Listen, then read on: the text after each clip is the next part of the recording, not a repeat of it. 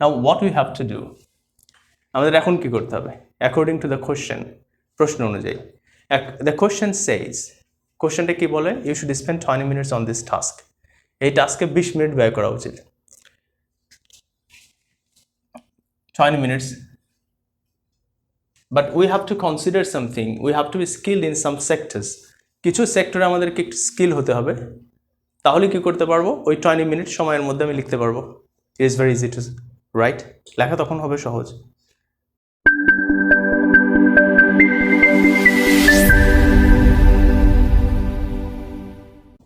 This is the question.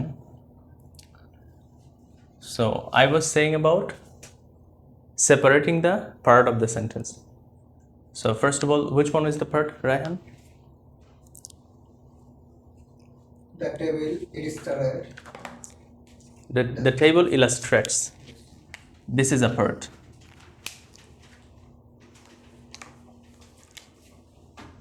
The table illustrates. This is a part. Yes. Next. The proportion of monthly household income. This is another part.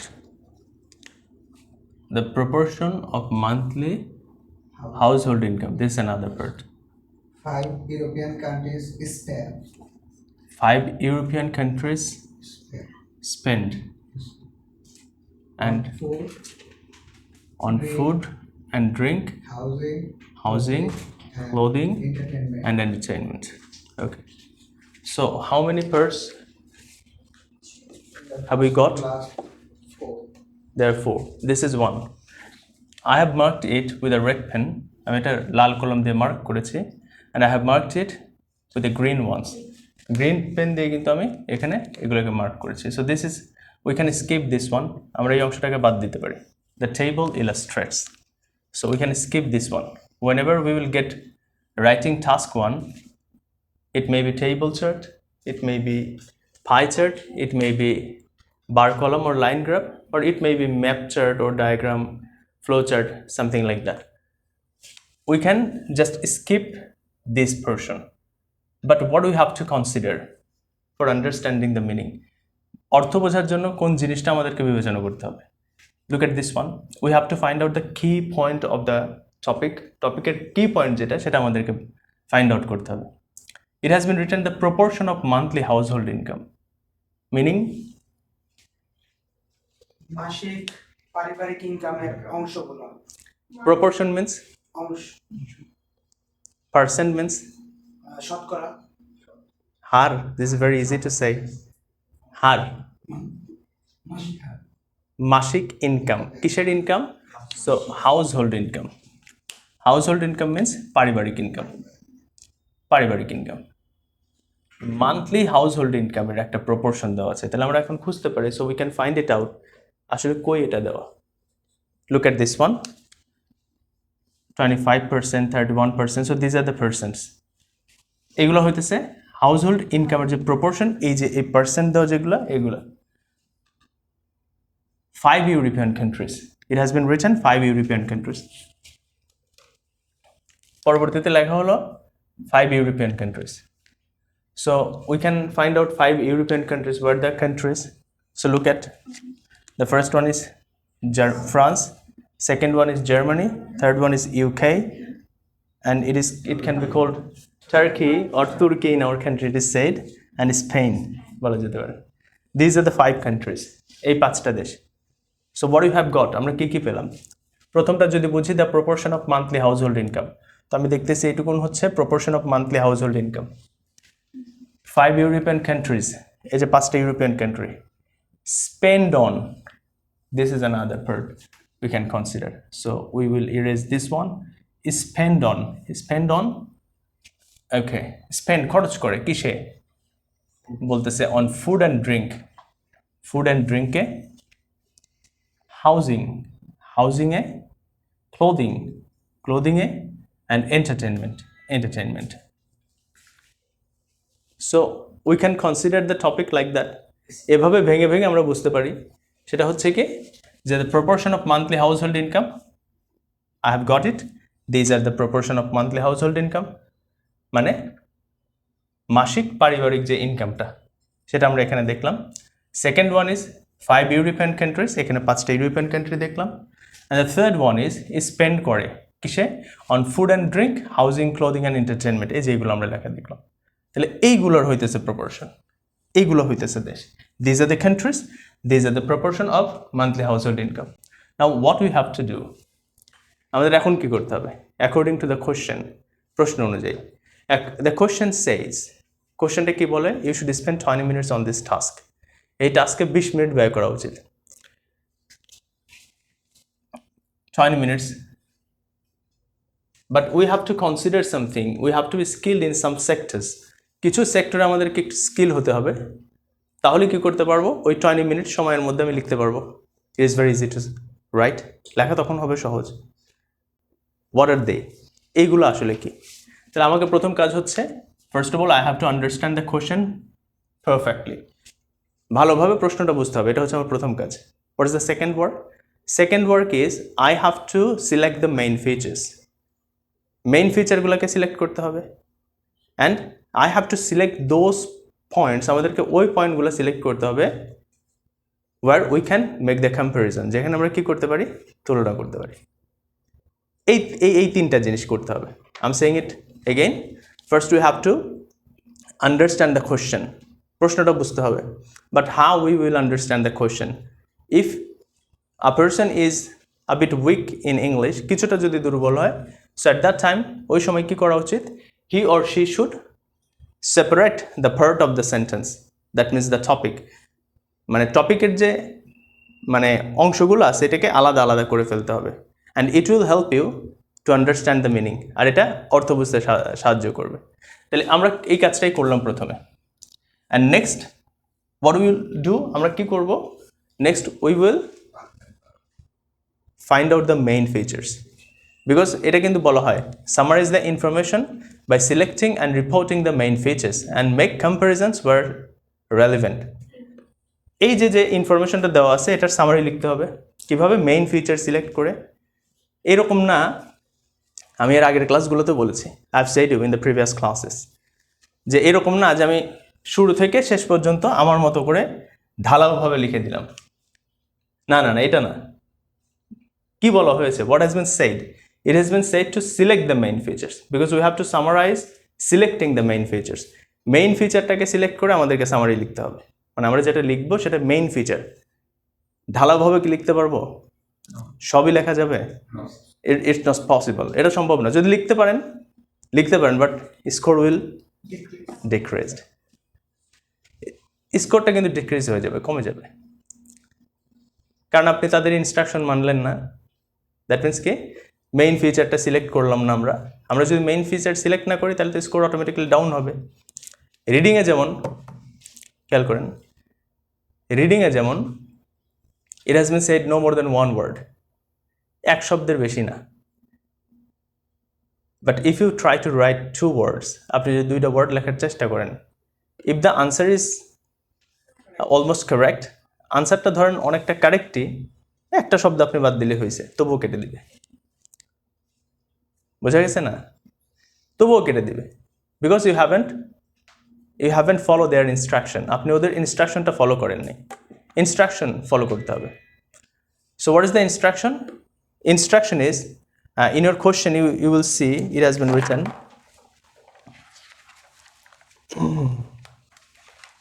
look at here, in your question it has been written, summarize the information. Where's the pencil?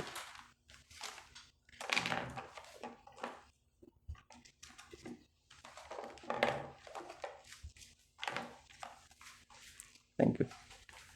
It has been written summarize the information. এই যে ইনফরমেশনটার summary করেন, কোন information, এই ইনফরমেশনটা, এই যেটা আমরা দেখলাম এখানে, সামারাইজ দ্য ইনফরমেশন বলতে কিভাবে, এখানে বলা হচ্ছে বাই সিলেক্টিং, সিলেক্ট করেন, এই যে এখান থেকে সিলেক্ট করতে হবে, কি সিলেক্ট করতে হবে, এই যে দ্য মেইন ফিচার্স, প্রধান অংশগুলোকে সিলেক্ট করতে হবে। এরপরে কি করতে হবে, এইটার রিপোর্টটা লিখতে হবে, মানে সামারি করতে হবে কি, মেইন ফিচারটাকে সিলেক্ট করে। এরপরে কি বলেছে, মেক কম্পারিজনস, তুলনা করেন। আমরা কিন্তু তুলনা করি যখন লিখি, বা আমরা যখন লিখি তখন কিন্তু তুলনা করি, একটার সাথে আরেকটা তুলনা করি, এখানেও ঠিক তেমনিভাবে করব। আচ্ছা, মেক কম্পারিজনস ওয়ার রেলিভেন্ট, যেখানে প্রাসঙ্গিক সেখানে আপনি তুলনা করবেন। তাহলে অপ্রাসঙ্গিক জায়গায় তুলনা করা যাবে? সো এই ইনস্ট্রাকশন যদি আপনি ফলো করেন, if you follow these instructions perfectly, যদি সঠিকভাবে এই ইনস্ট্রাকশনগুলো ফলো করেন, you will get a good score. And if you don't have any grammatical mistake, যদি গ্রামাটিক্যালি কোনো মিস্টেক না থাকে, গ্রামাটিক্যাল মিস্টেক না থাকলে you will get a better score. It may be 6.5 or 7. 6.5, 7 পাওয়াটা আহামরি কোনো কিছু না। But what's the main problem? Main problemটা কি? The first problem is that students do not understand the question properly. প্রথম প্রবলেম কিন্তু এখানেই যে স্টুডেন্ট ভালো করে প্রশ্ন বুঝে না।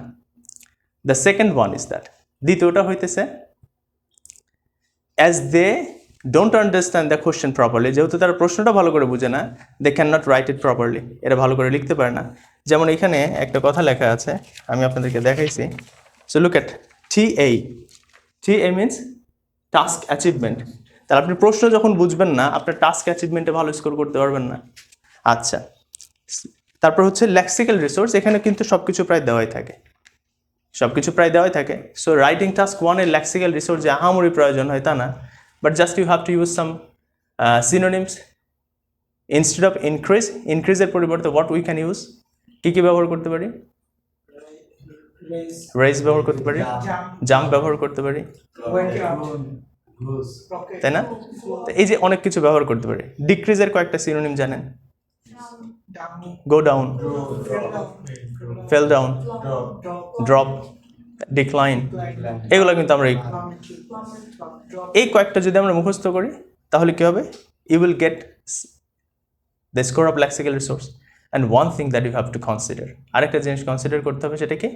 যে sometimes we don't understand the value. আমরা কখনো কখনো যে আসল যে মানে পয়েন্টটা ওইটা বুঝতে পারি না, ভ্যালিউটা বুঝতে পারি না। ফর এক্সাম্পল, এখানে তো একদম এক্স্যাক্টলি দেওয়া আছে, ইট হ্যাজ বিন রিটেন এক্স্যাক্টলি, এখানে তো এক্স্যাক্টলি লেখা আছে।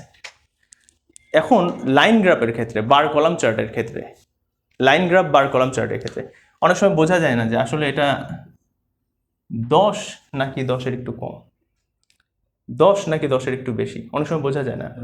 উই ক্যান নট আন্ডারস্ট্যান্ড, আমরা বুঝতে পারি না। সো এই ভ্যালিউটা যখন বোঝা না যায় তখন আমরা কি করব? অলমোস্ট, অ্যারাউন্ড, অ্যাবাউট, নিয়ারলি, এগুলো আপনি ব্যবহার করবেন, দেখবেন যে সিনোনিম হয়ে যাইতেছে, সিনোনিম হয়ে যাইতেছে। আরেকটা কি? ওই যে আমি যে কথাটা আপনাদেরকে বললাম, what I have said, our sentence should be grammatically correct. This is the main problem that I see and I have seen in my IELTS teaching profession. আমার IELTS টিচিং প্রফেশনের মধ্যে আমি এই জিনিসটা সবচেয়ে বেশি দেখছি যে স্টুডেন্টের গ্রামাটিক্যালি মিস্টেক হয় সেন্টেন্সে বেশি। That's why they get a low band score. এই কারণে তারা লো ব্যান্ড স্কোর করে, এটা কিন্তু অন্যতম কারণ। আমি আবারও কথাটা বলি, একটু খেয়াল করেন। প্রথমে কি করতে হবে? প্রশ্নটা বুঝতে হবে। We have to understand the question perfectly, this is the first work. The second work is we have to select the main features before writing. Writing করার আগে আমরা মেইন ফিচারটাকে সিলেক্ট করে ফেলবো। আর মেইন ফিচারটা যদি সিলেক্ট করতে পারি তাহলে দেখবেন যে অটোমেটিক্যালি আপনার ব্রেনে কাজ করবে, ও এটা এটা এটা আমি কম্প্যারিজন করব। এই যে যেখানে এইগুলোতে আমরা দেখব, এই জিনিসগুলো আমরা কম্প্যারিজন করব। তা আপনি এটার জন্য টেনশন করতে হবে না। তাহলে কী হবে? যখন আপনি হচ্ছে লিখতে যাবেন, when you will write the writing task 1, যখন টাস্ক 1 লিখতে যাবেন, কোন কাজগুলো করে? কোশ্চেন ভালো করে বুঝে, তারপরে মেইন ফিচারটাকে সিলেক্ট করে, আর কোথায় কম্প্যারিজন করে সিলেক্ট করার সময় আপনি বুঝতে পারবেন। আমরা তো এর আগেও দেখছি ক্লাসে, আজকেও একটু দেখব। তখন দেখবেন যে আপনার লিখতে লিখতে পেন্সিল থামবে না। But one thing that you have to do, you have to make every sentence grammatically correct. প্রত্যেকটা সেন্টেন্স গ্রামাটিক্যালি কারেক্ট করতে হবে, গ্রামাটিক্যালি কারেক্ট। এই জিনিসে কিন্তু মাথা দিবেন না কখনো যে ইংলিশের জন্য গ্রামার লাগে না।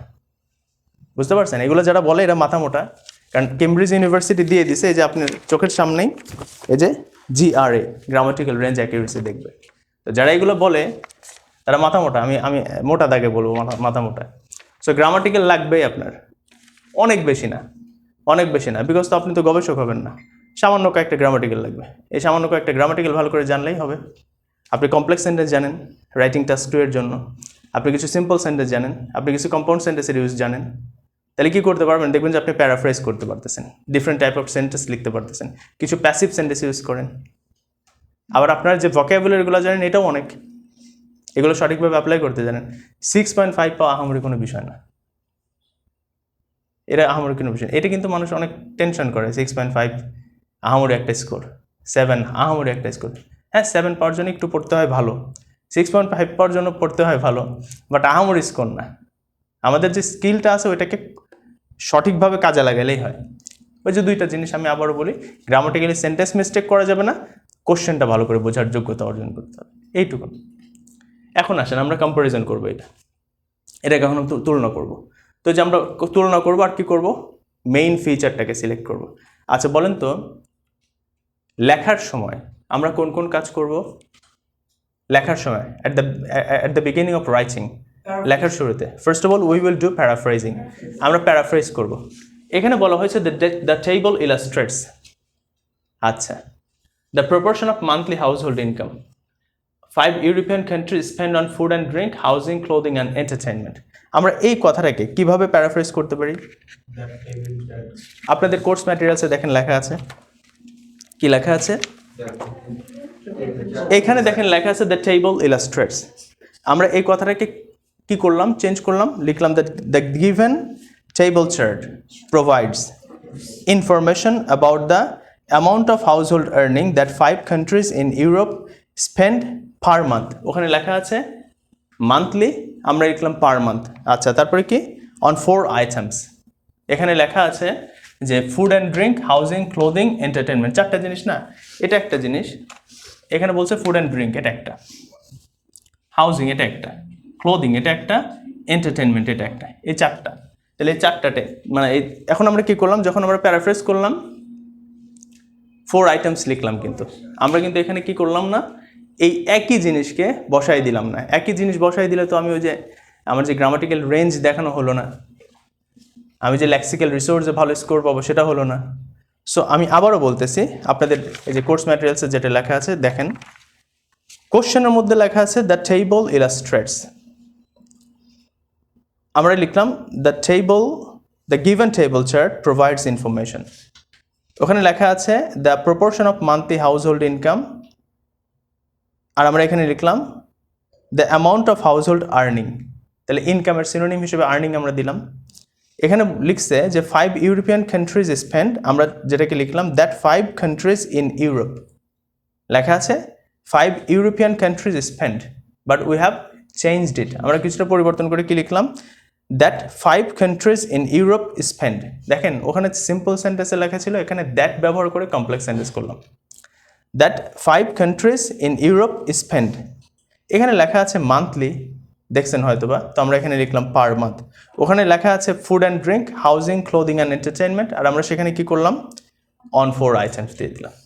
তাহলে প্রথম কাজটা যেটা করলাম, প্যারাফ্রেজ করলাম। ওভারঅল লিখবো এখন। এই ওভারঅল লেখার আগেই আমাদেরকে যে কাজটা করতে হবে সেটা হইতেছে ওই যে মেইন ফিচারটাকে সিলেক্ট করতে হবে। আচ্ছা, আপনাদের কাছে আমার প্রশ্ন এখন, তারপর পরে আপনাদের এটা দেখবেন। এইখানে বলেন তো কোনটাকে আমরা সিলেক্ট করতে পারি? জিহাদ ইজ সেইং মোর দেন 50%, মানে 50%-এর বেশি তারা স্পেন্ড করতেছে, that spending on food and drink and housing, food and drink and housing. আচ্ছা, আমরা সহজভাবে বলতে পারি না? দেখেন তো একটা জিনিস, আমরা এই মানে যখন ওভারঅল লিখবো, প্যারাফ্রেজ তো করলাম, তারপর ওভারঅল যে বিষয়টা মানে এক নজরে যেটা দেখতে পাই আমি সেটা যদি লিখতে চাই, তাহলে সেটা এই অংশটাকে আপনি দেখেন তো, এইখানে বেশি খরচ করে না? ফুড অ্যান্ড ড্রিঙ্ক, হাউজিং এখানে বেশি খরচ করতেছে, বাট লুক এট দিস, এটা দেখেন এখানে কিন্তু ক্লোদিং আর এন্টারটেনমেন্টের খরচটা কম। সো আমরা যখন প্যারাফ্রেজের পরে ওভারঅল যে বিষয়টা লিখবো, তখন কিন্তু আমি এইটুকুনকে আর এইটুকুনকে কম্পেয়ার করতে পারি। ওই যে বলছে মেক কম্প্যারিজনস ওয়ার রেলেভেন্ট, যেখানে প্রাসঙ্গিক সেখানে কম্প্যারিজন করেন, তুলনা করেন। তাহলে আমি কি করলাম, ফুড অ্যান্ড ড্রিঙ্ক আর হাউজিং এটাকে কী করলাম, একসাথে করলাম। আপনাদের কোর্স ম্যাটেরিয়ালসের দিকে দেখেন এখন, ইট হ্যাজ বিন রিটেন, লেখা আছে overall it is evident that all 5 countries spend the majority of their income, তাদের ইনকামের বেশিরভাগ অংশ।